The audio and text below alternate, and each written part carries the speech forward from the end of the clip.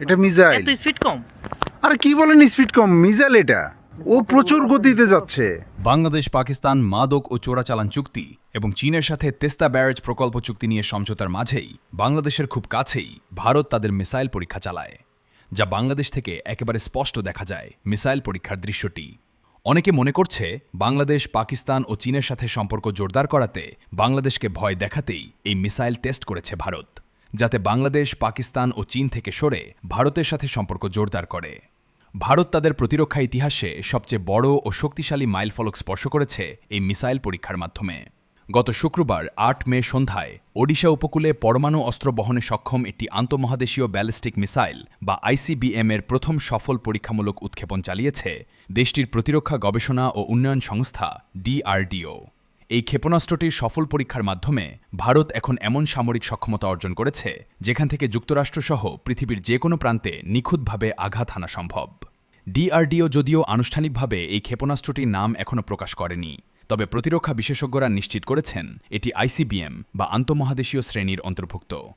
সম্প্রতি বিজেপির পক্ষ থেকে 10,000 কিলোমিটারেরও বেশি পাল্লার অগ্নি-6 মিসাইল নিয়ে সামাজিক যোগাযোগ মাধ্যমে একটি ইঙ্গিতপূর্ণ ভিডিও পোস্ট করা হয়েছিল। সেখানে দাবি করা হয়েছে এই ক্ষেপণাস্ত্রের পাল্লা ভারতের প্রতিরক্ষা সীমানাকে আঞ্চলিক স্তর থেকে বিশ্বস্তরে নিয়ে যাবে। বর্তমানে কেবল যুক্তরাষ্ট্র, রাশিয়া, চীন ও উত্তর কোরিয়ার হাতে এমন দীর্ঘ পাল্লার ক্ষেপণাস্ত্র প্রযুক্তি রয়েছে। ভারতের এই সফল পরীক্ষার ফলে এখন বিশ্বের যে কোনো দেশ দেশটির ক্ষেপণাস্ত্রের আওতাভুক্ত হল। আইসিবিএম প্রযুক্তিতে ভারতের এই প্রবেশ কেবল পাল্লার দিক থেকেই নয়, বরং জটিল রকেট প্রোপালশন, নির্ভুল গাইডেন্স সিস্টেম ও multiple independently targetable re-entry vehicle MIRV প্রযুক্তিতে ভারতের শ্রেষ্ঠত্ব প্রমাণ করে।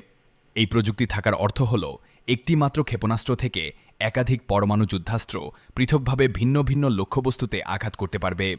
এর ফলে ভারতের ক্ষেপণাস্ত্র প্রতিরক্ষা ব্যবস্থা এখন বিশ্বের অন্যতম শক্তিশালী দেশগুলোর সমকক্ষ হয়ে উঠল।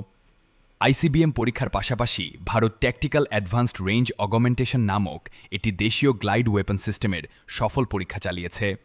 এই প্রযুক্তির বিশেষত্ব হল এর মাধ্যমে সাধারণ বা ড্রাম্প ওয়ারহেডকেও অত্যন্ত লক্ষ্যভেদী স্মার্ট অস্ত্রে রূপান্তর করা যাবে। এর ফলে একদিকে যেমন ভারতের আক্রমণাত্মক সক্ষমতা বিশ্বজুড়ে বিস্তৃত হল, অন্যদিকে সাধারণ সমরাস্ত্রকেও আধুনিক প্রযুক্তিতে রূপান্তরের সক্ষমতা অর্জন করল দেশটি। বাংলাদেশের কাছে ভারতের এমন মিসাইল পরীক্ষা নিয়ে বাংলাদেশ এখনও সরকারিভাবে কোনো প্রতিক্রিয়া জানায়নি।